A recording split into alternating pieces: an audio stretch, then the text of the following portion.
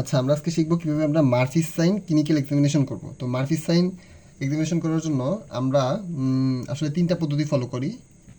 এর মধ্যে এক একটা পদ্ধতি হচ্ছে, প্রথমটা পদ্ধতি হচ্ছে পেশেন্টকে বলতে হবে আপনি বাবা আপনার মাথাটা তোলেন, উপরের দিকে তোলেন।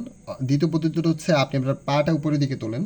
যখনই পেশেন্ট মাথা এবং পা উপরের দিকে তুলবে তখন আমাদের রেকটাস অ্যাবডোমিনাস মাসেল এখানে থাকে।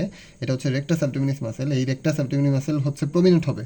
তো আমরা পেশেন্টের গায়ে হাত দিব, এভাবে হাত দিতে দিতে যে এই প্রমিনেন্ট রেকটাস অ্যাবডোমিনাস মাসেলের মার্জিন বরাবর হাত দিতে দিতে যেখানে এসে আমরা দেখব যে আমরা রিপস পাবো, যে জায়গাটা এই রিপসের সাথে রেকটাস অ্যাবডোমিনাস মাসেল হচ্ছে কাট করবে, সেই জায়গাটাই হচ্ছে আমাদের গল ব্লাডারের ফান্ডাসটা এই জায়গাটায় থাকে।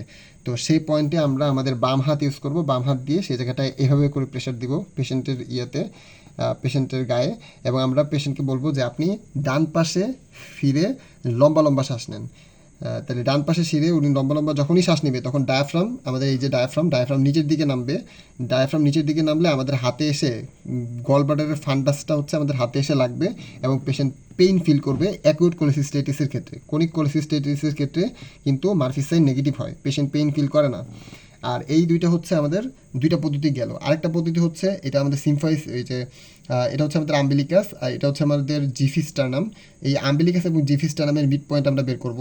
এই মিড পয়েন্ট আমরা বের করলাম। এই মিড পয়েন্টটা যেখানে এসে কাট করে আমাদের মানে হচ্ছে ইয়াতে রিবসগুলোতে, মানে tip of the nine costal কার্টিলেজে যেখানে এসে কাট করবে সেখানে আমরা এবার হাত দিব। এবার হাত দিয়ে পেশেন্টকে বলবো অপোজিট সাইডে উনি ঘুরে হচ্ছে লম্বা করে শ্বাস নিতে।